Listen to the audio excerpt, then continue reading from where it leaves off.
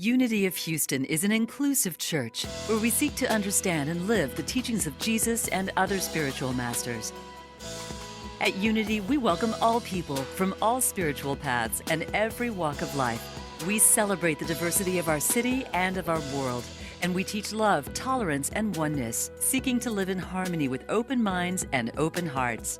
Wherever you are in your spiritual path, you are always welcome at Unity. Join us and discover that the life of your dreams is already within you. So I'm going to start off a little differently tonight. I've invited Chris to join me.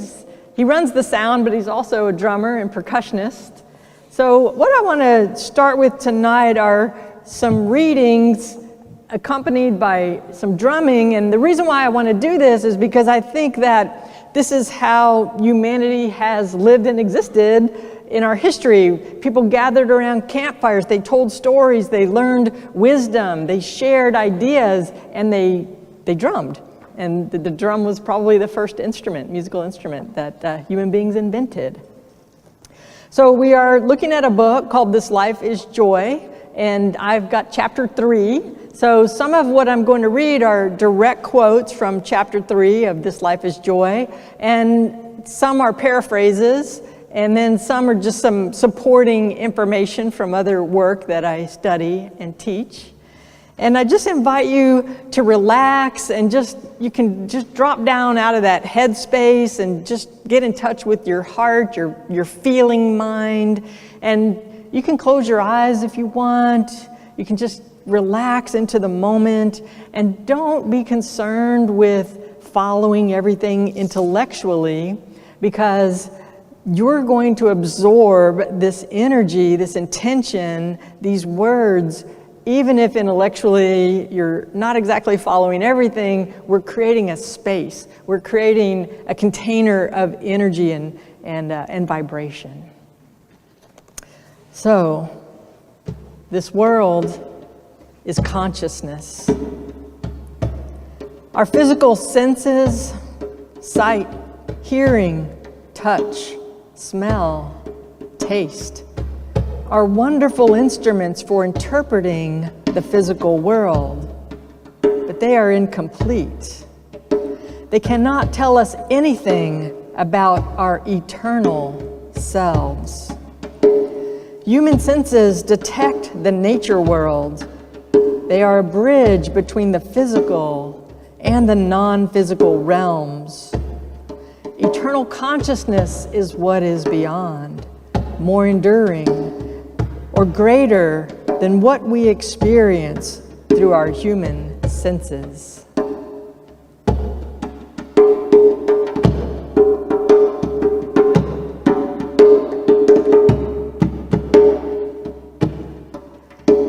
The material world is not an illusion. Beneath the surface of the physical world is infinite, invisible consciousness in more frequencies, layers, and subtleties than we have fully fathomed. This world we perceive is a temporary outpicturing of initiatives in consciousness. This world we perceive is a temporary outpicturing of initiatives in consciousness.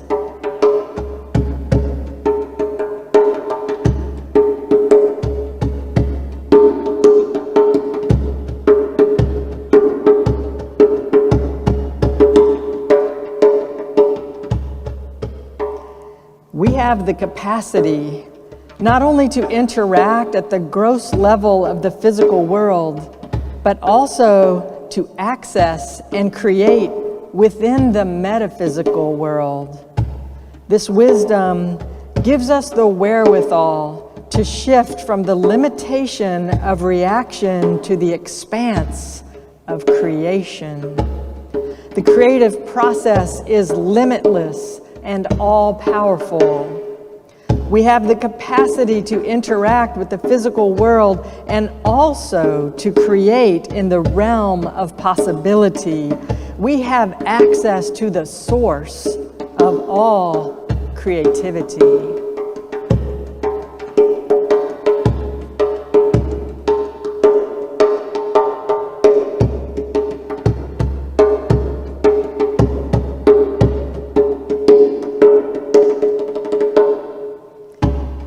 Our life is what consciousness makes it. Our life is what our consciousness makes it. We each affect material structures around and within us. As we sow in consciousness, so shall we reap in experience. Instead of just trying to change things at the level of effects, to change the surface circumstances, change the consciousness underlying these effects. Change the consciousness underlying the material world.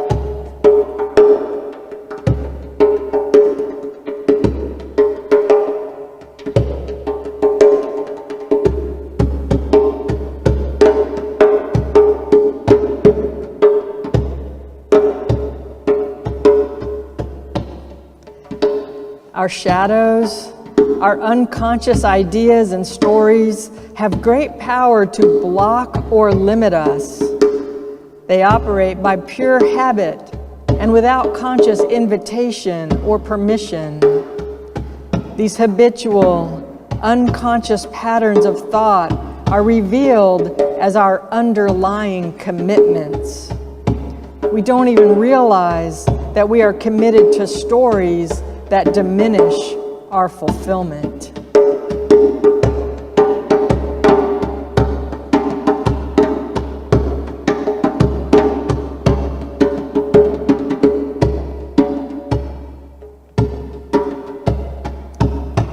There are three types of disempowering stories.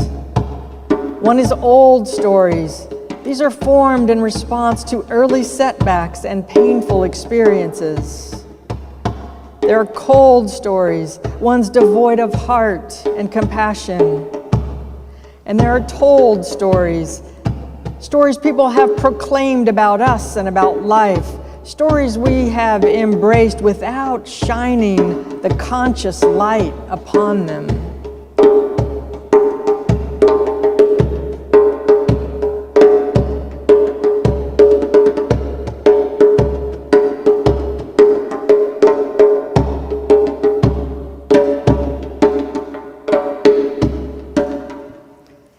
There is untold power in moving from the old, cold, told stories to the gold ones, the new portrayals of your life experiences that reveal the you who has always been trying, learning, and growing as best you can. Clean off your inner graffiti. Instead of focusing on outcomes, focus on value received. Become a winner in every instance. Move forward with greater effectiveness. Tap into the genuine gold in every experience, the opportunities couched in even the most difficult or devastating experiences. Author and anchor your gold story, and from it will unfold many bold stories of enthusiastic, courageous, and committed living.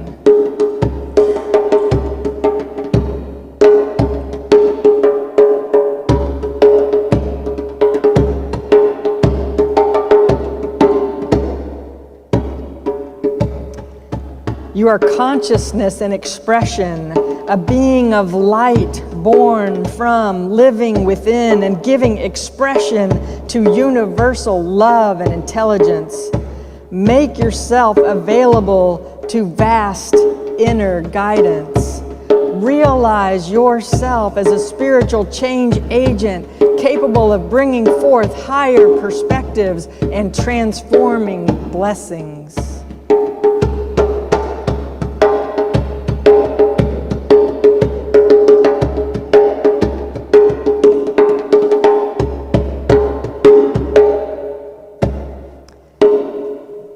Being a light becomes a way of life, and you progressively stabilize your awareness of that non-dual presence and power of love, wisdom, and harmony. There is so much more than a temporary high.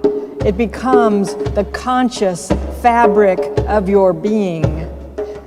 The conscious fabric of your being is that you are love, you are light, you are one with the source of all that is.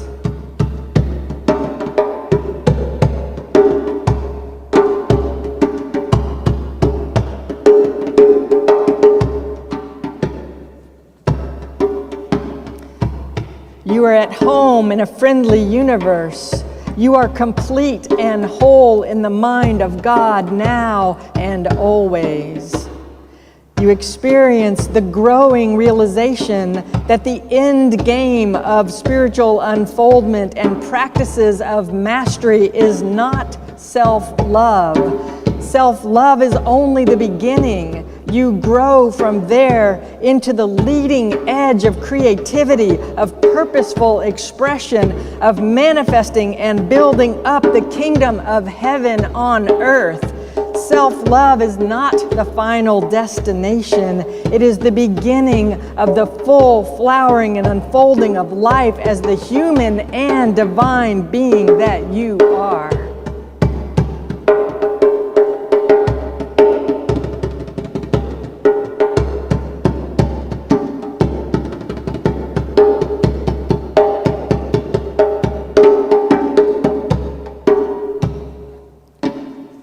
Life is joyful exploration, always being surprised at what is springing forth. You are a yes to life's invitation to co-partner in the next stages of unfoldment and evolution, both in yourself and in the world.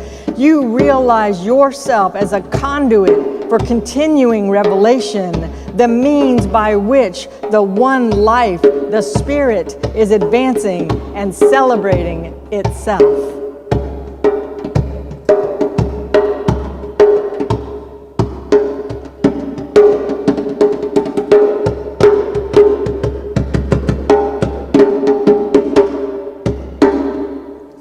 Thank you, Chris.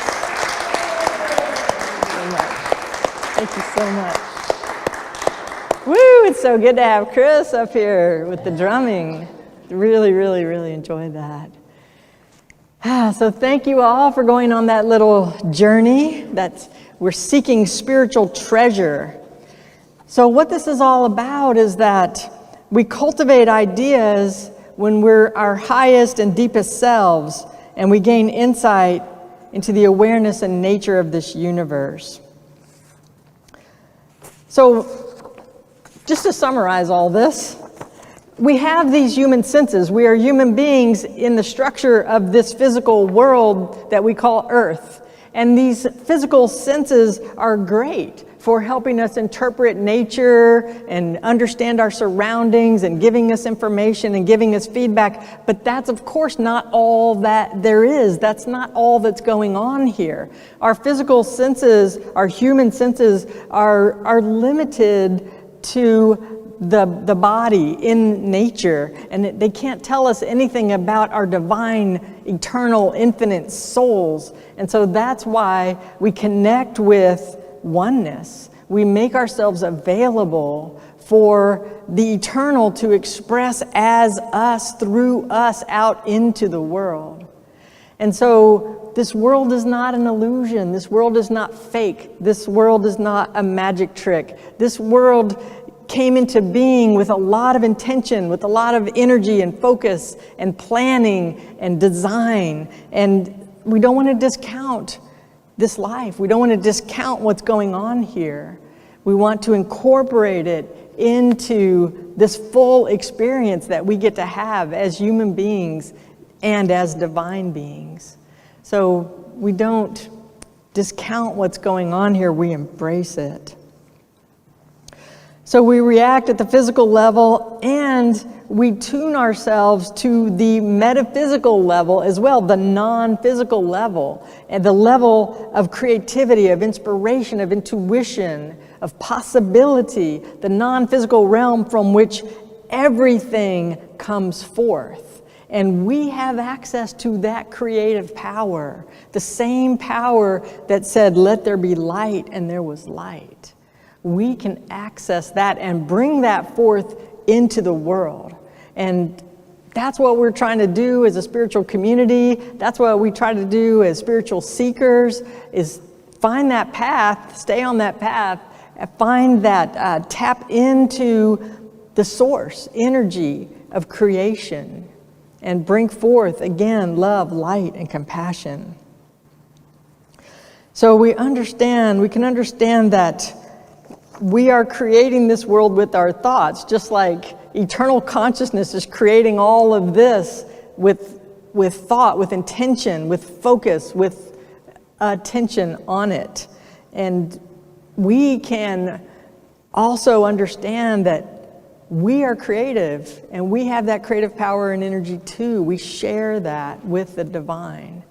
And so let us create intentionally, not just from our unconscious habits and patterns and learned behavior, but let's let go of the limitations and declare ourselves worthy, whole, healed, complete, even though we're constantly in progress. We're constantly in the process of becoming more and more. We'll never be finished. We know that we are whole, and we can claim the healing that brings. Even if we don't feel the physical healing in our body, our minds, our souls, our beings can know that everything is okay.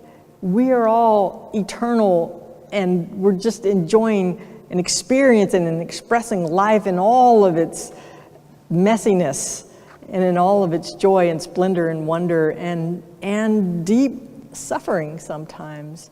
It's all part of life. So we can move out of the stories that we've practiced by habit, shine the light on those stories, and find out what is limiting me. What can I release? What am I telling myself? What stories, messages, what am I replaying in my head that I could let go of so that I can be a more fully expressed, fully formed individual, bringing balance and harmony into this world? So that's where the power is. Move from these old, cold, told stories into the gold. Find the gold. Turn those old stories into treasure, spiritual treasure. And we can, again, help others heal through our own healing. Help others find love and joy and compassion because we have that for ourselves, because we've done that internal work in our own lives. Then we can share that and offer that out to others. So instead of just focusing on the physical universe, we can ask, what is going to make me a more effective human being? How can I be more effective? How can I show up more put together, less divided, less separated, less fragmented, more healthy, whole, and complete? We're light. We are bringing light forth into the world, and that's the job. That's the job description, if we choose to accept it. And the idea is to step more fully into this so that we live it. We live it every day. And I know for me, there's times where I'm frustrated, I'm stressed, I'm not my best self. I say things I wish I could take back. I, wish I could just exist in Zen harmony all the time, and I don't. But what I find on the spiritual walk is I can return to balance and harmony more quickly and more easily than I did in the past. So instead of making a little thing into a big multi-day or, maybe multi-hour experience where I'm lashing out at others and wreaking havoc out there in the world, I can say, you know what, I got to take care of myself. I need some time in the quiet. I need to do whatever's going to refresh my body, mind, and spirit so that I can, again, return to that balance and harmony a lot faster, quicker, and easier than I did before. So I like this idea that self-love is not the destination. Self-love is not the end point. It's definitely very important. We definitely walk that path where we try to love and accept our whole selves just as we are, knowing that we are constantly existing in love, whether we feel it or not. When we step out of feeling loved and nurtured and supported by a friendly universe, we're the ones who moved, not the divine, not the eternal, not God. We're the ones who limit ourselves and separate ourselves with our obstacles, our challenges, our self-talk. So self-love is a step on the path, and again, it's not the final destination, because what we do is we move from the personal to the universal. So we can drop our personal prejudices and preferences and become more able to connect with the oneness that is constantly existing as the source. So we grow as we find that ability to go to the place of possibility and creativity and intuition and listen to conscience and exist in that space, and not only exist in that space but create that space for other people. So when we can show up as harmony, balance, focused attention, we actually create space around us that other people can benefit from. So life is really about joy. It's really about joy of everything that's continuing to spring forth and unfold in surprising ways as we continue to bloom like flowers, allowing the life energy, the life force to move through and express through us as us. So then we're no longer trying to force, resist, control. We're no longer having to feel stressed about making something happen. We just show up. We just show up as available, as clear, as tuned in. And then the answers appear. The right people call. You run into the next person you need to meet on your path. It's just, life doesn't have to be hard. I know I've made it hard sometimes, but I find that the more I can stay centered and grounded and focused and connected, just the easier everything is. I don't lose things. I find them easily. I connect with people. So this is it, that we become that conduit. We become a conduit for revelation, the means by which the life and the spirit and the vitality and the energy is advancing and celebrating life here. And that's what spiritual community is for, is that we're not always going to feel charged up, but we can come here, we can express ourselves, we can ask for prayer, we can join a spirit group, we can do some volunteer work, we can meet people, we can find that embrace of community that we create together, that this is a safe, warm, welcoming space where we can bring our whole selves into this. Thank you for watching this message today. I'd like to invite you to join us in person here on campus at Unity of Houston for Sunday morning or Wednesday evening services. If you can't be with us here on our campus, you can still join us live on Facebook or on our website, unityhouston.org, Sunday mornings at 11 a.m. Central.